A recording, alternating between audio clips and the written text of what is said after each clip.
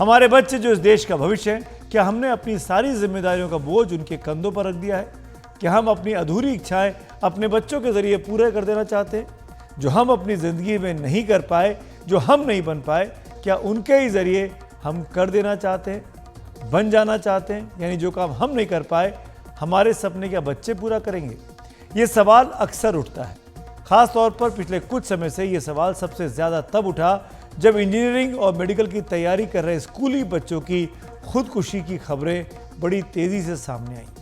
Coaching के लिए मशहूर राजस्थान के कोटा में तो इस साल अब तक 24 बच्चे खुदकुशी कर चुके हैं। सुप्रीम कोर्ट ने इस मुद्दे को काफ़ी गंभीरता से लिया है और ख़ास बात यह है कि सुप्रीम कोर्ट ने बच्चों की खुदकुशी के ऐसे मामलों के लिए कोचिंग संस्थानों के बजाय बच्चों के माता पिता के दबाव को जिम्मेदार बताया है। जी हाँ, माता पिता जिम्मेदार हैं, कोचिंग संस्थान नहीं। इस मुद्दे पर मुंबई के एक डॉक्टर अनिरुद्ध नारायण मालपानी की जनहित याचिका पर सुनवाई करते हुए सुप्रीम कोर्ट ने कि जस्टिस संजीव खन्ना और जस्टिस SVN भट्टी की बेंच ने आज कहा, माता पिता बच्चों की क्षमता से ज्यादा उम्मीद लगाते हैं। माता पिता की वजह से ही बच्चे दबाव में आते हैं और दबाव में आकर कई बच्चे खुदकुशी कर लेते हैं। जनहित याचिका में कोचिंग संस्थानों पर आरोप लगाया गया था कि उनके कारण ही बच्चे खुदकुशी के लिए मजबूर होते हैं और उन पर लगाम लगाई जाए, लेकिन सुप्रीम कोर्ट ने कहा कि इसके लिए कोचिंग संस्थानों को दोष देना ठीक नहीं है, बल्कि माता पिता की बड़ी उम्मीदें पूरी न होना बच्चों को जान देने पर मजबूर कर देती हैं। सुप्रीम कोर्ट ने कहा कि हम में से अधिकतर नहीं चाहेंगे कि कोचिंग इंस्टीट्यूट हो, मगर स्कूलों की हालत तो देखिए। छात्रों के पास कोचिंग सेंटर जाने के अलावा चारा नहीं रहता, इसीलिए हम कोचिंग संस्थानों को लेकर कोई निर्देश नहीं दे सकते, सुप्रीम कोर्ट कह रहा है। याचिकाकर्ता इसके लिए सरकार के पास जाए। याचिका में दरअसल कहा गया था कि कोचिंग इंस्टीट्यूट इंडस्ट्री अब एक बाजार बन गई है, जहां छात्रों को ढूंढा जाता है, उन्हें पकड़ा जाता है और फिर उन्हें धोखा दिया जाता है। ये एक ऐसा उद्योग है जिसका ध्यान छात्रों के हित से ज़्यादा अपने मुनाफे पर रहता है। ये बच्चे बहुत ही कम उम्र 14 से 16 साल के होते हैं और अचानक एक प्रतियोगी माहौल में घिर जाते हैं। वैसे दबाव को झेलने के लिए मानसिक तौर पर मजबूत नहीं होते हैं, लेकिन इस पर सुनवाई के बाद सुप्रीम कोर्ट ने साफ कह दिया कि समस्या माता पिता के कारण है, कोचिंग इंस्टीट्यूट्स के कारण नहीं।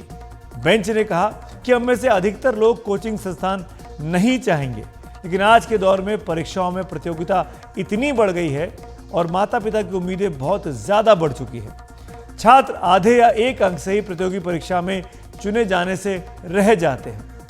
कोर्ट ने कहा कि याचिकाकर्ता या तो केंद्र सरकार के पास जाए या राजस्थान हाईकोर्ट जाए, क्योंकि याचिका में जिन घटनाओं का जिक्र किया गया है उनमें से ज़्यादातर राजस्थान के कोटा की है। राजस्थान के कोटा की बात करें तो कोचिंग इस शहर का सबसे बड़ा उद्योग है। इस साल यहां पर अभी तक 24 छात्र खुदकुशी कर चुके हैं, जो बीते कुछ सालों में सबसे ज्यादा है। क्यों कोटा के छात्र खुदकुशी कर रहे हैं, क्या आंकड़े कहते हैं, ध्यान से देखिए। 2023 में जैसा कि मैंने बताया 24 मौत हो चुकी है, 24 खुदकुशी हो चुकी है। 2022 में 15 खुदकुशी हुई थी। दिसंबर 2022 की अगर बात की जाए, उसका खाली एक महीने की, तो एक दिन में ही 3 मौतें हुई थी। अगर 2021 की बात करें तो 9 मौत की खबर आई थी। 2019-20 में कोरोना के चलते कम छात्र कोटा पहुंचे तो घटनाएं कम घटी। 2018 में 12 मौत की खबर आई और साल 2017 में 10 बच्चों ने खुदकुशी की। सवाल यह है कि ऐसा क्यों हो रहा है। इसके कई पहलू हैं। एक पहलू तो ये कि कई माँ बाप अपनी इच्छाओं का बोझ अपने बच्चों पर डाल देते हैं। बच्चे उनके सपनों के बोझ को ढोने पर मजबूर हो जाते हैं। भले ही बच्चों का मन किसी और फील्ड में आगे बढ़ने का हो, लेकिन माँ बाप इंजीनियर और डॉक्टर या वकील बनाने के चक्कर के सपने में जैसे छोड़ना नहीं चाहते, वो भी तब जबकि आज के दौर में करियर बनाने के न जाने कितने नए रास्ते खुल चुके हैं। ये कुछ ऐसा ही है कि तैरने में माहिर मछली को कोई उड़ने को कह दे, या फिर उड़ने में माहिर चिड़िया को कोई तैरने को कह दे। मानिए या ना मानिए, हम में से कितने ही माता पिता अपने बच्चों के साथ दरअसल ऐसा ही कर रहे हैं। ऊपर से हर बच्चे के मन में आईआईटी या एम्स जैसे संस्थानों की परीक्षाएं निकालने की बात ऐसे कूट कूट कर भर दी जाती है कि बच्चे चाह कर भी उससे बाहर नहीं निकल पाते। इनके लिए दुनिया की सबसे कठिन प्रतियोगी परीक्षाएं ली जाती हैं। आईआईटी और एम्स के एग्जाम क्रैक करना आसान बात नहीं है, बहुत कठिन परीक्षाएं होती हैं और ये वो परीक्षा है जिनके पेपर भी लीक नहीं होते हैं, वरना समझा जाता है कि अक्सर परीक्षाएं पेपर लीक करके और नकली तरीके से, फर्जी तरीके से पास कर दिया जाती है। जब बच्चों को अपनी दुनिया का विस्तार करना चाहिए तब उनकी दुनिया बहुत ही सीमित कर दी जाती है, जो उनके दिलो दिमाग पर बहुत गहरा और उल्टा असर डालती है। माता पिता लाखों रुपए खर्च कर बच्चों को कोचिंग इंस्टीट्यूट में डालते हैं और इसका दबाव भी बच्चों को ही झेलना पड़ता है। न जाने कितने ही अभिभावक कर्ज लेकर बच्चों को इन कोचिंग संस्थानों में धकेलते हैं और अपने कथित सपनों को पूरा करने की कोशिश करते हैं।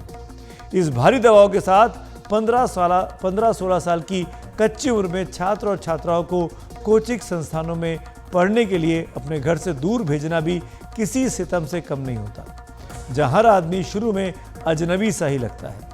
कई छात्र तो इस बदलाव से सामंजस्य बिठा ही नहीं पाते।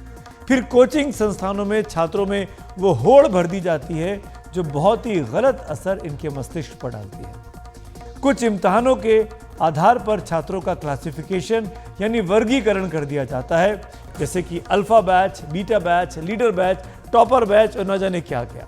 यानी अच्छे बच्चे अलग बैच में, कमजोर बच्चे अलग बैच में। जो छात्र इनमें नहीं आ पाते हैं उनके अंदर हीन भावना आ जाने का डर पैदा हो जाता है। क्या कोचिंग संस्थान कभी इस बारे में गंभीरता से सोचते हैं कि वो इन कोमल मन बच्चों के साथ क्या कर रहे हैं?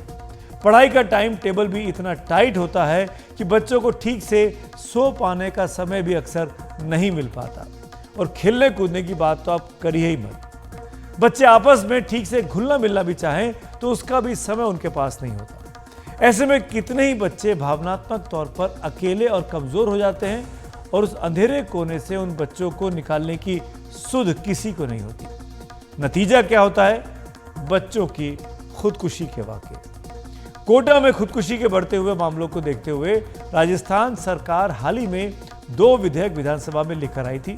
एक है राजस्थान कोचिंग इंस्टीट्यूट नियंत्रण और नियमन बिल 2023 और दूसरा है Rajasthan private educational institutions regulatory authority bill 2023।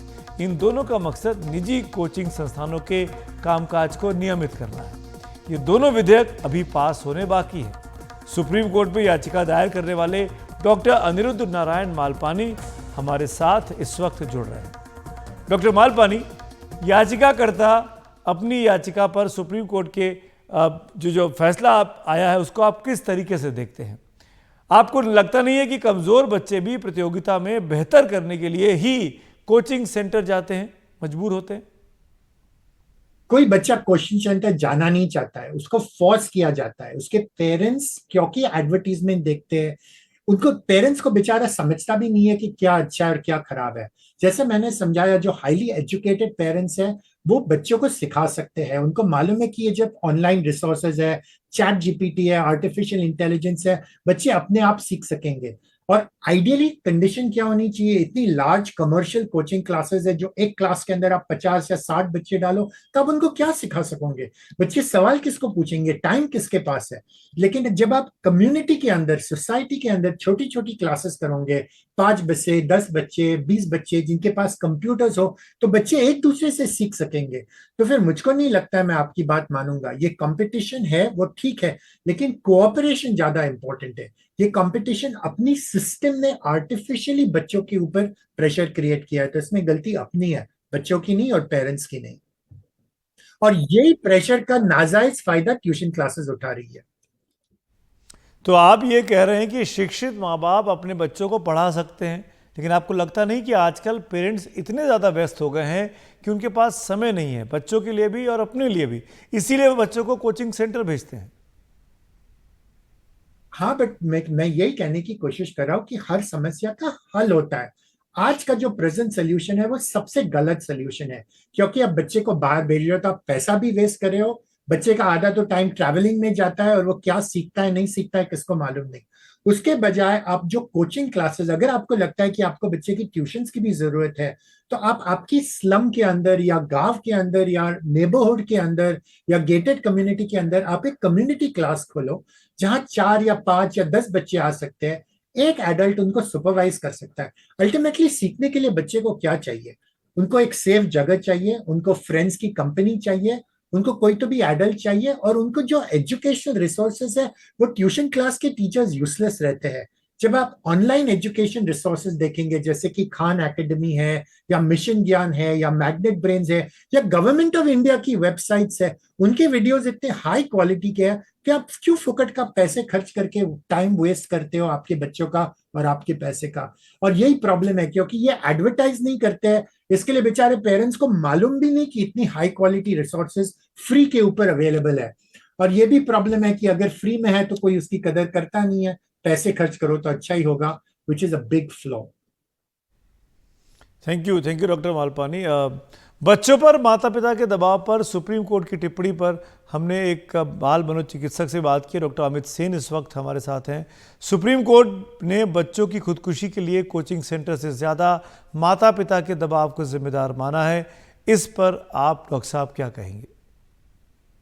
नहीं, देखिए, कुछ हद तक तो परिवार का प्रेशर होता है, खासकर अगर हम खासकर कोटा का जो रियलिटी देखें, वहाँ हमने थोड़ा सा इसके बारे में पढ़ाई रिसर्च की है कि वहाँ ज्यादातर बच्चे जो आते हैं लोअर मिडिल या मिडिल क्लास फैमिली से आते हैं, और उनमें काफी ड्रीम्स होती हैं उनके अंदर, और उनकी फैमिली, उनके माँ बाप चाहते हैं कि ये बच्चे अपनी जिंदगी में अच्छा करें, अच्छा करियर बनाएं, और उस तरीके से जो फैमिली है उनको भी अपने साथ आगे ले जाएं। जरूर वो प्रेशर होता है बच्चों की तरफ, लेकिन उसके उससे ज्यादा ये बच्चे जिनको कि एक तरीके से आप कह सकते हैं बुलाया जाता है, लुभाया जाता है कि आप आइए हमारे पास, हम आपकी जिंदगी बदल देंगे। ये जो इंडस्ट्री बना है कोटा में, जो कोचिंग का इंडस्ट्री बना है, इसकी क्या कोई जिम्मेदारी नहीं है? मैं मानता हूं कि इनकी बहुत ज्यादा सेंट्रल जिम्मेदारी है। सोचिए, अगर किसी स्कूल में या किसी कॉलेज में कभी सुसाइड हो जाए, क्या उस स्कूल या कॉलेज को जिम्मेदार कुछ हद तक नहीं ठहराया जाता है? क्योंकि अगर कोई बच्चा आपके पास भेजा जाता है जो कि 14 से 18 साल की उम्र का है, तो वो तो नाबालिग है, और वो अपने क्या प्रेशर्स होंगे, क्या उनके एम्बिशंस हैं, क्या जानते हैं। तो उन हालातों में ये जो संस्था है, जो इंस्टीट्यूट है, क्या उनका कर्तव्य नहीं है कि उनका देखभाल किया जाए, कि उनका जो शारीरिक मानसिक जो स्वास्थ्य है उसके ऊपर नजर दिया जाए? देखिए, कुछ ही दिन पहले जैसे आईआईटी में एक सुसाइड हुआ, और इसके बारे में हेडलाइंस हो गया कि आईआईटी में कैसे दोबारा सुसाइड हो गया है, और आईआईटी के मैनेजमेंट को फिर सामने खड़ा किया गया कि आप क्या कर रहे हैं इसके बारे में। और वो तो बड़ा था, 20 साल से ऊपर था उसका उम्र, और यहाँ पे बच्चे हैं, 14 और 18 साल के बच्चे हैं, हमारे बच्चे हैं, हमारे फैमिलीज के बच्चे हैं, जिनको भेजा जाता है इस उम्मीद के साथ कि वो वहां से उभरेंगे, एज प्रोफेशनल्स अच्छे कॉलेजेस में जाएंगे, और उनकी हालात इतनी खराब हो जाती है उस माहौल में, जो माहौल बनाया है ये कोचिंग सेंटर्स ने, कि वो आत्महत्या पे उतर आते हैं। एक साइकेट्रिस्ट के तौर पर डॉक्टर सेन, आप बच्चों को, उनके पेरेंट्स को या इन कोचिंग इंस्टीट्यूट्स को कोई सलाह देना चाहेंगे, सुझाव देना चाहेंगे? देखिए, मैं तो केवल बच्चों को और उनके माँ बाप को सजेशन नहीं देना चाहूंगा, क्योंकि जिम्मेदारी केवल उनकी नहीं है, स्टेट की जिम्मेदारी है। जो इंस्टीट्यूट में भेजा गया है उनकी भी जिम्मेदारी है। अगर बच्चों को मैं कुछ कहना चाहूंगा, मैं कहूंगा कि अगर कभी आप के साथ तकलीफ होती है तो जल्दी से जल्दी अपने पेरेंट्स को, अपने फैमिली के साथ कांटेक्ट करें। माँ बाप को कहूंगा कि अगर आपके बच्चों को तकलीफ हो रही है वहां पे जाके, तो उनको बुला ले वापस, और जिंदगी में केवल इंजीनियरिंग या मेडिकल कॉलेज में घुसना ही एकमात्र ऑब्जेक्टिव नहीं होना चाहिए। इनकी खुशी, इनका स्वास्थ्य उससे पहले आता है। और सबसे ज्यादा मैं कहना चाहूंगा, ये जो संस्थाएं हैं, जो कोचिंग सेंटर्स हैं, और स्टेट को कहना चाहूंगा कि आप इसके बारे में कुछ करें। जैसे पोल्यूशन को दबाने के लिए हर किसी को अपना रोल समझना होगा, जिम्मेदारी लेनी होगी। उसी तरीके से बच्चों के सुसाइड को रोकने के लिए जिम्मेदारी केवल उनके ऊपर या उनके फैमिलीज के ऊपर जाना बहुत अनफेयर है, मैं समझता हूँ। सबको जिम्मेदारी लेनी चाहिए कि एजुकेशन सिस्टम में हम क्या हो रहा है, हम बच्चों को सपोर्ट करने के लिए क्या कर रहे हैं, ये जिम्मेदारी सबकी है। एजुकेशन सिस्टम ठीक हो जाए और स्कूलों में ढंग से पढ़ाया जाए तो कोचिंग सेंटर जाने की ज़रूरत ही क्यों पड़ेगी। शुक्रिया डॉक्टर सेन अपने इस वैल्यूबल इनपुट्स के लिए।